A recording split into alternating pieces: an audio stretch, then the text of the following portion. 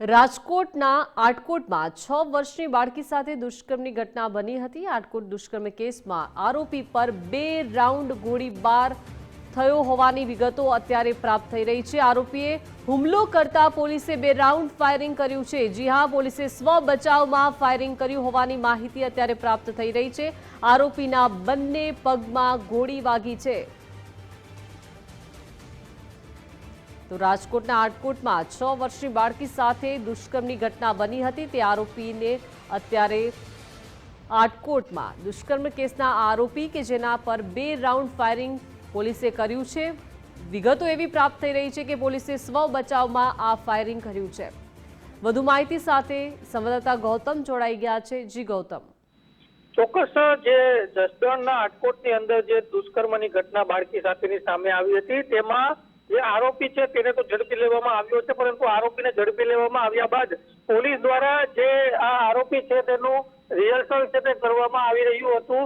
આજે આટકોટ ખાતે જ્યાં આ ઘટનાને જે આ નરાધમ છે તેને અંજામ આપ્યો હતો ત્યાં તેને લઈ જવામાં આવ્યો હતો। પોલીસ ટીમ તેની સાથે હતી। એ દરમિયાન તેને જ્યારે રિહર્સલ કરવામાં આવતું હતું તે દરમિયાન જે એક પોલીસ કર્મી છે તેના ઉપર તેને ધારિયા વડે જે હુમલો છે તે કર્યો હોવાનું સામે આવ્યું હતું। આ હુમલો કર્યા બાદ જે આરોપી છે તે નાસી છૂટવા માંગતો હતો, જેને લઈને પોલીસે પણ 2 રાઉન્ડ ફાયરિંગ કર્યા હોવાનું સામે આવ્યું છે। ને આ સમગ્ર મામલાને લઈને અત્યારે જે એક પોલીસ કર્મી છે ઈજાગ્રસ્ત અને સાથે જ જે આ આરોપી છે તે બંને ઈજાગ્રસ્ત છે ને હાલ રાજકોટની હોસ્પિટલની અંદર દાખલ કરવામાં આવ્યા છે। જી ગૌતમ, જે ઘટના પર દુષ્કર્મ થયું હતું ત્યાં રિકન્સ્ટ્રક્શન કરવામાં આવ્યું હતું, તે દરમિયાન આ હુમલો બન્યો અને 2 પગમાં 2 ગોળી વાગી છે તેવી પણ વિગતો છે। પોલીસ દ્વારા શું નિવેદન આપવામાં આવ્યું છે, કોઈ જાણકારી?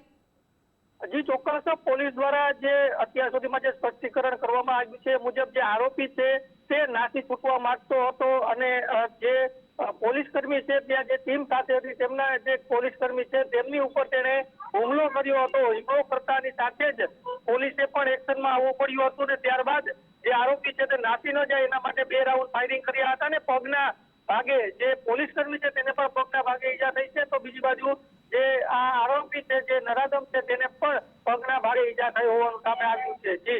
જી ગૌતમ, આભાર સમગ્ર વિગત સાથે જોડાયા તે બદલ। તો દુષ્કર્મની જે ઘટના જ્યાં બની હતી ત્યાં પોલીસ દ્વારા રિકન્સ્ટ્રક્શન કરવામાં આવતું હતું આરોપીનું, ત્યાં આરોપીએ અચાનક જ ધારિયાથી પોલીસ ઉપર હુમલો કર્યો છે અને પોલીસે પણ સ્વ બચાવમાં 2 રાઉન્ડ ફાયરિંગ કર્યું હોવાની વિગતો પ્રાપ્ત થઈ રહી છે। આરોપીએ હુમલો કરતા જ પોલીસે સ્વ બચાવ માટે 2 રાઉન્ડ ફાયરિંગ કર્યું છે અને આરોપીને પગમાં 2 ગોળી વાગી હોવાની વિગતો મળી રહી છે। રાજકોટ આટકોટમાં 6 વર્ષની બાળકી સાથે દુષ્કર્મની ઘટના બની હતી અને જ્યારે આજે પોલીસ દ્વારા આ આરોપીને લઈને ઘટનાનું રિકન્સ્ટ્રક્શન કરવામાં આવતું હતું તે ઘટના સ્થળ પર અચાનક જ આરોપીએ હુમલો કર્યો અને પોલીસે સ્વ બચાવ માટે 2 રાઉન્ડ ગોળીબાર કર્યો હોવાની વિગતો મળી રહી છે। આરોપીના બંને ભાગમાં ગોળી વાગી છે। રાજકોટના આટકોટની આ સમગ્ર ઘટના કે જ્યાં 6 વર્ષની બાળકી સાથે દુષ્કર્મની ઘટના બની હતી। વધુ માહિતી સાથે સંવાદદાતા વિકાસ લાઈવ જોડાઈ ગયા છે। વિકાસ, 6 વર્ષની બાળકી સાથે રાજકોટના આટકોટમાં દુષ્કર્મની ઘટના બની જ્યાં આરોપીનું રિકન્સ્ટ્રક્શન કરવામાં આવતું હતું, તે દરમિયાન આરોપીએ પોલીસ પર હુમલો કર્યો અને પોલીસે સ્વ બચાવમાં 2 રાઉન્ડ ફાયરિંગ કર્યું છે તેવી પણ વિગતો છે। બિલકુલ, જ્યારે પણ આ સમાચાર આવ્યા સૌ કોઈ અચમચી ઉઠ્યા હતા કે આખરે આવી ક્રૂરતા કોઈ આચરી શકે ખરા? એ નરાધમ, એ રાક્ષસ કે જેણે માસૂમ ફૂલ જેવી જે દીકરી હતી 6 વર્ષની એને ગુપ્તાંગમાં એણે સળિયો ભોંકી દીધો હતો। જ્યારે એની સાથે દુષ્કૃત્ય કરી રહ્યો હતો, દીકરીએ બૂમાબૂમ કરી અને એના કારણે એને ડર હતો ને પછી ત્યાં ને ત્યાં એ દીકરી ત્યાં કણસતી હતી દર્દમાં અને ત્યાં એને લોખંડનો સળિયો ભોંકીને ત્યાંથી તે ફરાર થઈ ગયો હતો।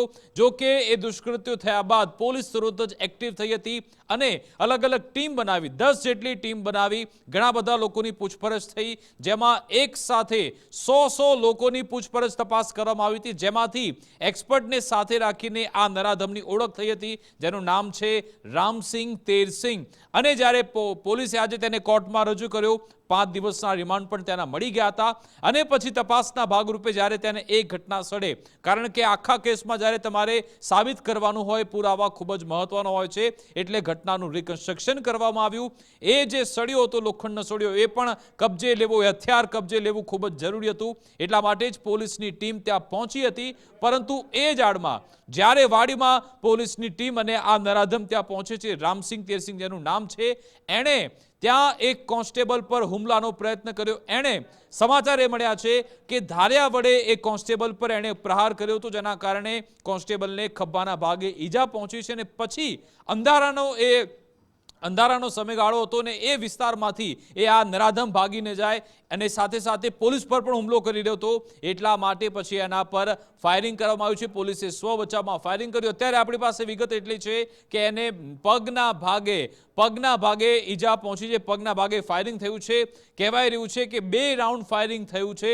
હવે તમામ સત્તાવાર જે વિગત છે પોલીસ તરફથી આપવામાં આવશે કે આખરે ત્યાં ઘટના સ્થળે શું થયું હતું, કેવી રીતે એને એક મોકો મળી ગયો કે એણે ધાર્યું હાથમાં લઈને પોલીસ કોન્સ્ટેબલ પર પ્રહાર કરવાનો પ્રયત્ન કર્યો છે અને પોલીસે પણ કેવી પરિસ્થિતિમાં ફાયરિંગ કરવું પડ્યું હતું. કારણ કે આપણે જોઈએ છીએ કે જ્યારે પણ આવું રિકન્સ્ટ્રક્શન થતું હોય ત્યારે જે આરોપીઓ હોય છે એના હાથ બાંધેલા હોય છે અથવા તો મોટો લાવ લશ્કર હોય છે કે જેમાં પોલીસની ટીમ પણ આખી એમની સાથે હોય છે.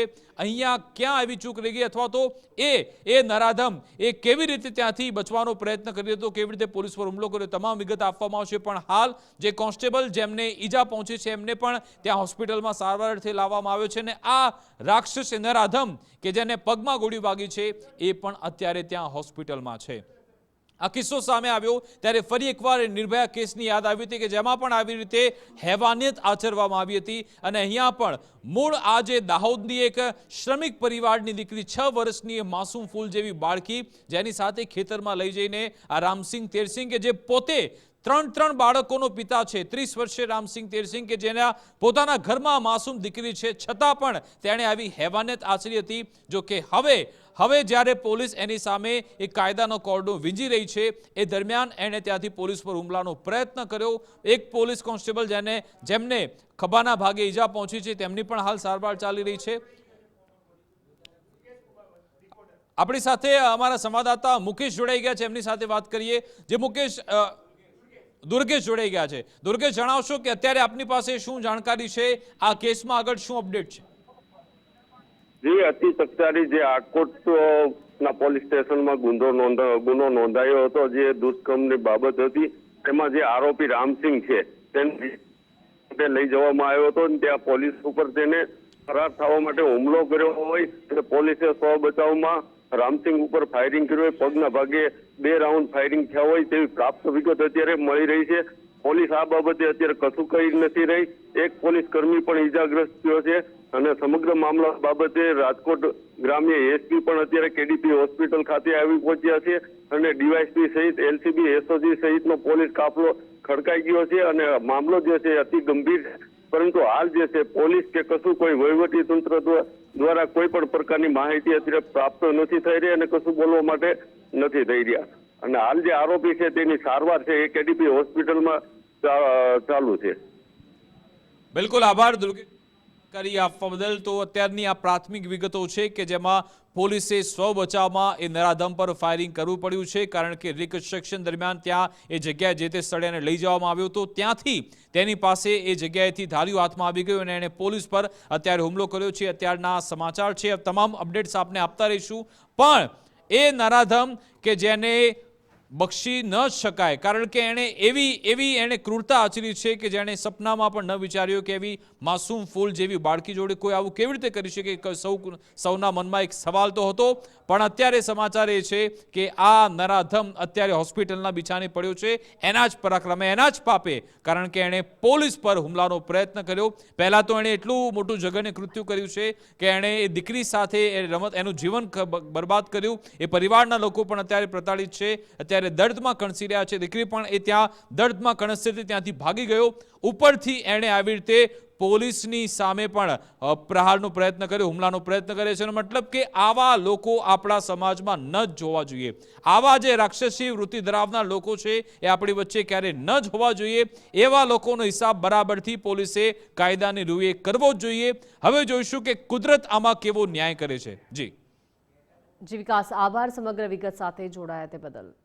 તો આટકોટ દુષ્કર્મ કેસમાં આ સમગ્ર સમાચાર છે કે જ્યાં પોલીસ દ્વારા રિકન્સ્ટ્રક્શન ઘટનાનું કરવામાં આવી રહ્યું હતું અને અચાનક જ આરોપી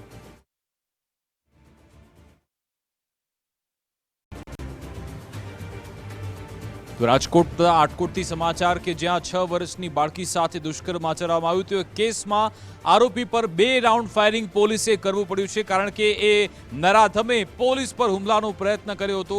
આરોપીએ હુમલો કરતા પોલીસે 2 રાઉન્ડ ફાયરિંગ કરવાની ફરજ પડી હતી. આપણે જણાવી દઈએ કે પોલીસે અત્યારે સ્વ બચાવમાં એ નરાધમ પર ફાયરિંગ કર્યું અને પગમાં 2 ગોળી વાગી છે. અત્યારે અમને એ સમાચાર મળ્યા છે. રાજકોટનો જસદણનો આટકોટનો આ આખો અહેવાલ છે કે જ્યાં 6 વર્ષની માસૂમ બાળકી સાથે આ નરાધમે 30 વર્ષીય રામસિંહ તેરસિંહ કે જેણે તેની સાથે દુષ્કર્મ આચર્યું હતું. સાથે સાથે એ દીકરીના ગુપ્તાંગમાં એણે લોખંડનો સળિયો પણ ભોંક્યો હતો અને દીકરી ત્યાં લોહી લુહાણ હાલતમાં કણસતી હતી. અને પછી પોલીસે ભારે જહેમત બાદ એમણે સર્ચ ઓપરેશન ચલાવ્યું, અલગ અલગ ટીમ બનાવી, ઘણા બધા લોકોની પૂછપરછ થઈ, સર્વેલન્સ થયું અને પછી આ નરાધમ પોલીસના હાથમાં આવ્યો હતો. પોલીસે એને કોર્ટમાં રજૂ કર્યો, રિમાન્ડ મેળવ્યા અને 5 દિવસના રિમાન્ડ મેળવ્યા બાદ જ્યારે રિકન્સ્ટ્રક્શનની કામગીરી ચાલી રહી હતી કારણ કે પુરાવા એકત્ર કરવાના હોય છે. આ પુરાવા એકત્ર કરવાની કામગીરી દરમિયાન રામસિંહ તેરસિંહ નામનો જે આરોપી, જે દુષ્કર્મી છે, એણે પોલીસની ટીમ પર હુમલાનો પ્રયત્ન કર્યો. એણે અમારા સુધી વિગત એવી મળી છે કે ધારિયા વડે એણે પોલીસ પર હુમલાનો પ્રયત્ન કર્યો હતો. જો કે આ બનાવ બનતાની સાથે જ પોલીસે પણ સ્વ બચાવમાં ફાયરિંગ કર્યું હતું અને આ નરાધમને બે ગોળી વાગી છે. અત્યારે વિગત એવી મળી છે કે પગમાં 2 ગોળી વાગી છે. હવે એને હોસ્પિટલમાં લઈ જવામાં આવ્યો છે અને સાથે સાથે જે હેડ કોન્સ્ટેબલ જેમને ખભાના ભાગે ઈજા પહોંચી છે એમને પણ અત્યારે સારવાર આપવામાં આવી રહી છે.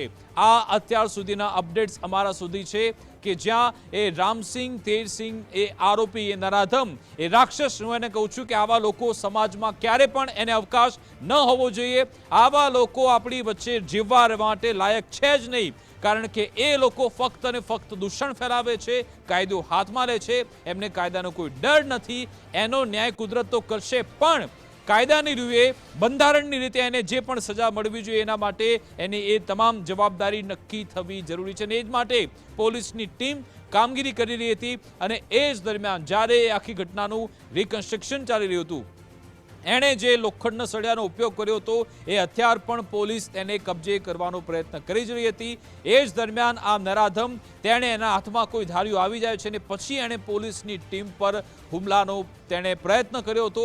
એવામાં પછી સ્વ બચાવમાં પોલીસની ટીમે ફાયરિંગ કર્યું અને વિગત એવી છે કે 2 રાઉન્ડ ફાયરિંગ કરવાની ફરજ પડી હતી કારણ કે એ ત્યાં વિસ્તાર જ એવો હતો કે ખૂબ જ અંધકારમય વિસ્તાર હતો, ત્યાંથી તે ભાગી જાય એની પૂરેપૂરી શક્યતા પણ હતી.